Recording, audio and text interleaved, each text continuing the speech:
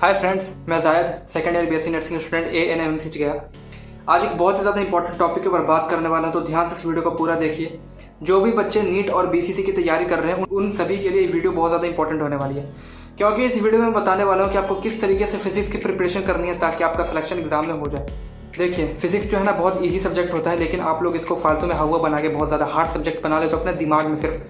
ठीक है, मैं आपको समझाऊंगा तो आपको अच्छे से समझ में आएगा कि मैं ऐसा क्यों बोल रहा हूँ। इस वीडियो को देखने के बाद ना आप खुद बोलोगे कि फिजिक्स को हम फालतू में ही बहुत हार्ड सब्जेक्ट समझ रहे थे। एक्चुअल में इतना हार्ड है नहीं, बहुत इजी सब्जेक्ट है। ठीक है, तो सबसे पहली बात यह है कि आप कोई सा भी लैंग्वेज से एग्जाम देने वाले हो, हिंदी या इंग्लिश से, आपको सबसे पहले तो अपने लैंग्वेज पे थोड़ा कमांड आना चाहिए।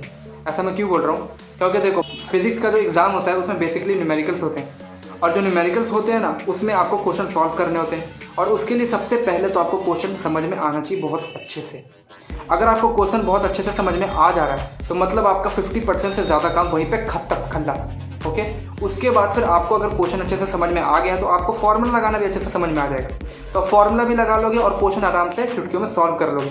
तो सबसे पहली बात, आपको अपने लैंग्वेज पे थोड़ा कमांड होना चाहिए ताकि आप क्वेश्चन को अच्छे से समझ पाओ और उसको ईजी वे में सॉल्व कर पाओ। ठीक, उसके बाद एक और चीज़ होता है यार, देखो बायो का और केमिस्ट्री का जो क्वेश्चन होते हैं, न्यूमेरिकल्स होते हैं, उसमें क्या होता है ना कि अगर आपका एक क्वेश्चन है तो उसके लिए आपको एक लाइन पढ़नी पड़ेगी। बायो का कोई है क्वेश्चन, मान लो किसी सेल के बारे में है कि सेल के अंदर क्या होता है, तो उसके लिए आपको वो चीज़ पढ़नी पड़ेगी। ठीक है, वो लाइन टू लाइन क्वेश्चन आता है, लेकिन फिजिक्स में ऐसा नहीं है। फिजिक्स में क्या है कि आप एक कंसेप्ट समझो, आपके 1000 क्वेश्चन बन जाएंगे। ठीक है, एक कंसेप्ट से 1000 क्वेश्चन बन रहे होते हैं फिजिक्स में, लेकिन बायो केमिस्ट्री में ऐसा नहीं होता है। तो यहाँ पे फिजिक्स जो है वो जीत जाता है, क्योंकि इसमें आप एक चीज़ पढ़ोगे और आप 1000 न्यूमेरिकल सॉल्व कर लोगे। तो मैं आपको एक प्रैक्टिकल वे बता रहा हूँ जिससे आपका फिजिक्स का प्रिपरेशन एकदम आसमान पे पहुँच जाएगा। ऐसा पहुँचेगा कि आप समझ लो कि फिजिक्स की एकदम बादशाह बन जाओगे। ठीक है, तो इस वीडियो को देखो पूरा अच्छे से। आपको 2 कॉपीज बनानी है। मैं बताता हूँ कि इस कॉपीज का करना क्या है। आपको हर 4 दिन पे मॉक टेस्ट पेपर सॉल्व करना पड़ेगा, और उस मॉक टेस्ट में आपको फिजिक्स के कुछ क्वेश्चन नहीं बन पा रहे होंगे, राइट। तो क्या करना पड़ेगा कि जो भी क्वेश्चन आपका नहीं बन पाया है उसका आपको सोल्यूशन देखना है, और सोल्यूशन देखने के बाद आपको सोल्यूशन को अच्छे से समझना है, और साथ में उसके कोड कंसेप्ट को भी अच्छे से समझना है। अब जो मैंने आपको कॉपी खरीदवाया था, ठीक है, तो क्या करो कि उस कॉपी में कंसेप्ट्स को एक लाइन के तौर पे लिख दो अपनी लैंग्वेज में, चाहे हिंदी में, चाहे इंग्लिश में, चाहे उर्दू में, जो भी आपका लैंग्वेज हो। ठीक है, अपनी लैंग्वेज में उस कंसेप्ट्स को अच्छे से लिख दो, इस तरह की कॉपी बना के। ठीक है, पतली सी कॉपी बनाओ और कंसेप्ट लिख दो। और ऐसे आपको कई सारे क्वेश्चंस नहीं आ रहे होंगे तो उन सारे क्वेश्चंस के कंसेप्ट आप लिखते रहोगे।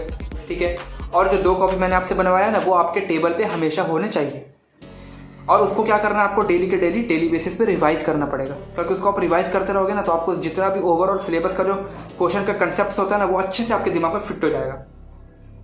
ठीक है, हर चार दिन पे एक मॉक टेस्ट पेपर सॉल्व करना है। और इसके बाद जो दूसरा बताने वाला एकदम रामबाण है। ठीक है, इसको अच्छे से समझो कि आपको करना क्या है कि आपको 1 घंटे का सेशन रखना है पर डे, और इस 1 घंटे के सेशन में करना क्या है वो बता दो। आपको सीरियल वाइज से चैप्टर्स उठाने, जैसे कि आज 4 चैप्टर कर लिया, 1 2 3 4 चैप्टर हो गया, फिर कल 4 चैप्टर करेंगे, उसके आगे वाला 5 6 7 8। ठीक है, उसके बाद फिर ऐसे करके आपको डेली 4 चैप्टर उठाने, और 4 चैप्टर उठाने के बाद उसका करना क्या वो बता दो।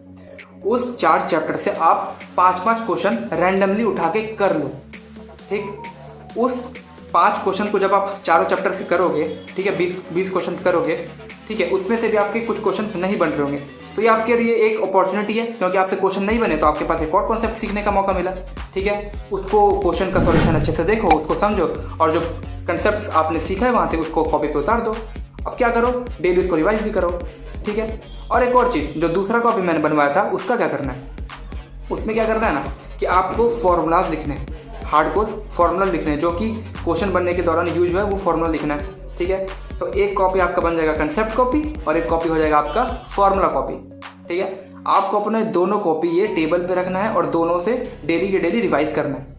अब आप मॉक टेस्ट पेपर सॉल्व कर रहे हो हर 4 दिन पे, ठीक है, और डेली आप 4 चैप्टर से 5-5 क्वेश्चन सॉल्व कर रहे हो, तो आपका कितना ज़्यादा रिवाइज हो गया, समझ लो 1 हफ्ते में पूरा का पूरा आपका सिलेबस आपके दिमाग में घूम जाएगा। समझ रहे हो ना बात को। देखो, ये तो जो वीडियो है ये बता रहा हूँ मैं फिजिक्स के प्रिपरेशन के लिए, लेकिन आपको वीडियोस चाहिए होंगी कि कौन कौन से क्वेश्चन इंपॉर्टेंट होते हैं, कौन कौन से चैप्टर्स इंपॉर्टेंट होते हैं, कौन कौन से ऐसे क्वेश्चन है जो कि हर साल रिपीट हो रहे होते हैं। ठीक है, तो इन सब के लिए भी आप चैनल को सब्सक्राइब करके रख लो यार, क्योंकि आगे फ्यूचर में वीडियो आती रहेगी, बहुत ज़्यादा हेल्पफुल होने वाली है आपके लिए ये सारी वीडियोस। ठीक है, तो चैनल को सब्सक्राइब करके रख लो और अगर वीडियो पसंद आ रही है तो यार लाइक कर देना प्लीज। और अगर आपकी कोई भी फीडबैक, क्वेरी या फिर किसी तरह का डाउट क्वेश्चन हो ना तो कमेंट में डाल दो, मैं उसका रिप्लाई करता हूँ। ठीक है, आपको पता है मैं हमेशा रिप्लाई करता हूँ। ठीक, अब उसके बाद मैं एक और चीज़ आपको बता देना चाह रहा हूँ कि आपका एग्जाम बहुत ज़्यादा पास आ चुका है, तो आपको डेली कम से कम तो यार 10 घंटे पढ़ना चाहिए डेली।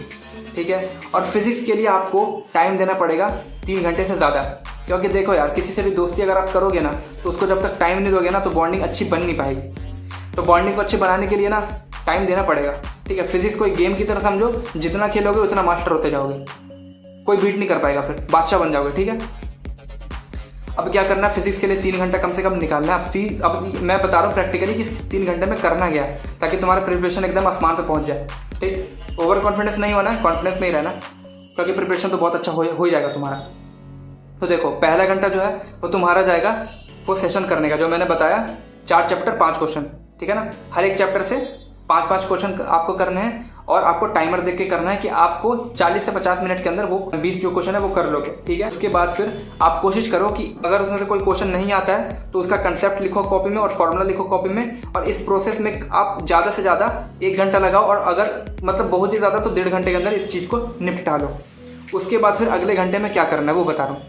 तो अगले घंटे में आपको क्या करना है ना कि एक चैप्टर उठाना है और उस चैप्टर से आपको 45 अच्छे क्वेश्चंस करने हैं। जैसे कि अगर मेरी रिकमेंडेशन लो बुक की तो MTG बहुत अच्छी बुक होती है, उसमें मतलब बहुत सारे सिलेक्टेड क्वेश्चंस होते हैं। ठीक है ना, और वो क्वेश्चंस भी अगर आप उठा के कर रहे हो तो वो बहुत ज़्यादा आपका अच्छा तैयारी हो जाने वाला है। तो आपको क्या करना है कि 45 क्वेश्चन उठाना है। और एक और चीज़, आपका टाइम वेस्ट ना हो इसके लिए बहुत ज़्यादा इंपॉर्टेंट टिप बता रहा हूँ, इसको अच्छे से दिमाग में डालो, बहुत काम आएगा, हर सब्जेक्ट के लिए ही काम आएगा।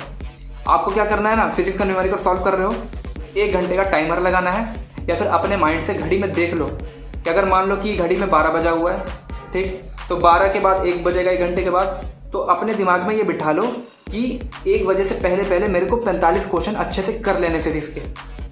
ये अच्छे से दिमाग में बिठा लो, और दिमाग में बिठाओगे ना यार तो दिमाग तुम्हारा थोड़ा फास्ट काम करेगा, और ये फास्ट काम ना तुम्हारे एग्जाम में भी बहुत काम आएगा और मॉक टेस्ट पेपर सॉल्व करने में भी काम आएगा। तो इसको अपने दिमाग में प्रैक्टिस में लाओ कि आप 1 घंटे का टाइम अपने दिमाग में सेट कर लो कि मेरे को 1 घंटे में 45 क्वेश्चन कर लेने का है। ठीक है, उसके बाद फिर वो क्वेश्चन हो जाएगा, उसके बाद फिर कुछ क्वेश्चन नहीं भी हो रहा होगा। और एक और चीज़ ध्यान रखो यार कि अगर कोई क्वेश्चन नहीं होता है ना तो उसमें कम से कम 2 से 3 मिनट लगाओ, ज़्यादा टाइम मत लगाओ, बाद में सॉल्यूशन देख लेना, अच्छे से समझ में आ जाएगा। क्योंकि देखो यार टाइम वेस्ट करना बहुत घटिया काम है। ठीक है, इस टाइम पे तो बिल्कुल भी टाइम वेस्ट करना अफोर्ड नहीं कर सकते हो, क्योंकि एग्जाम भी बहुत पास आ चुका है। अगर कोई क्वेश्चन नहीं आ रहा है तो उसको छोड़ दो, वहाँ पे आगे बढ़ जाओ, बाद में उसका सोल्यूशन देख लेना, उसका कंसेप्ट अपने कॉपी में लिख लेना, क्योंकि वो तुम्हें नहीं आया है तो कोई रीज़न है ना यार कि वो क्वेश्चन अगर नहीं आया तो तुम्हारे कंसेप्ट की थोड़ी कमी है। कंसेप्ट की अगर कमी है तो उसको सही करोगे, तुम कॉपी में लिखोगे, उसका फॉर्मूला लिखोगे और उसको डेली रिवाइज करोगे तो तुम्हारा कंसेप्ट स्ट्रांग हो जाएगा। ठीक है, तो इस तरीके से करो, पहला घंटा सेशन में डालो, ठीक है, और दूसरा घंटा किसमें डालोगे, एक चैप्टर पे फोकस करके, क्योंकि उस चैप्टर एक चैप्टर पे अगर फोकस करोगे ना तो ऐसा हो जाएगा तुम्हारा कि अगर एग्जाम में उस चैप्टर से कोई भी क्वेश्चन आ रहा है, ठीक है, या तो 2 क्वेश्चन या 3 क्वेश्चन आ रहा है, ठीक है, तो वो एक चैप्टर पे तुमने अपनी पूरी जान झोंक दिया तो वो चैप्टर से तुम्हारा क्वेश्चन गलत नहीं होगा। तो अगर गलत नहीं होगा तो तुम्हारे नंबर तो फुल आ जाने वाले, क्योंकि हर चैप्टर तुम्हें डेली बेसिस पे करने वाले हो। ठीक है ना, समझ रहे हो। देखो यार केमिस्ट्री, बायो हर कोई कर लेता है, ठीक है ना। इसमें क्या होता है, केमिस्ट्री सबको इजी लगती है, थोड़ी बहुत हार्ड भी लगती है किसी को, लेकिन बायो तो सबके लिए इजी होती है। ठीक है ना, क्योंकि बायो का तुम इतना पढ़ते ही हो, बायो कितना मजा आता है तुमको पढ़ने में कि बायो तो तुम्हारे लिए इजी है ही।